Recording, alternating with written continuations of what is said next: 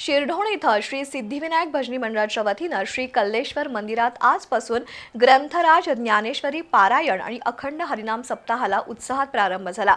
हे पारायणाचं 9वं वर्ष आहे। यावर्षीही सप्ताह काळात काकड आरती, भजन, कीर्तन, हरिपाठ, प्रवचन यांसह विविध धार्मिक कार्यक्रम होणार असून 31 डिसेंबरला दिंडी सोहळा आणि 1 जानेवारीला महाप्रसाद होणार आहे।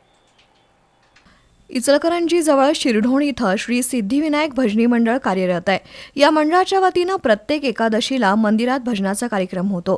तसंच दरवर्षी हे मंडळ कल्लेश्वर देव चॅरिटेबल ट्रस्टच्या सहकार्यानं वर्षाअखेरीस ग्रंथराज ज्ञानेश्वरी पारायण आणि अखंड हरिनाम सप्ताह आयोजित करतं।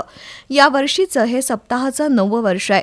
सरपंच सागर भंडारे, उपसरपंच शिवानंद कोरबू, डॉक्टर संदीप नागणे, मायगोंड कोळी, यशवंत कुंभार, विलास अश्विन कुमार मगदूम, बाळासाहेब टाकवडे, दिलीप पाटील, कुमार जाधव, शीतल कुंभार यांच्यासह मान्यवरांच्या उपस्थितीत ध्वजारोहण, तुळस आणि वीणा पूजनानं या सप्ताहाला प्रारंभ झाला।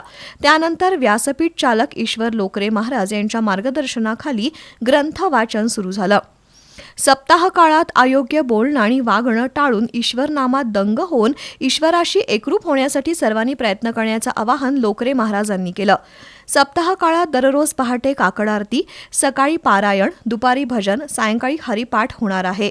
तर रात्री अनुक्रमे दीपक भोईटे, प्राध्यापिका विजया अडसूळ, ज्योती कावरे, विठ्ठल गावडे, विनायक चौगुले यांचं कीर्तन होणार आहे।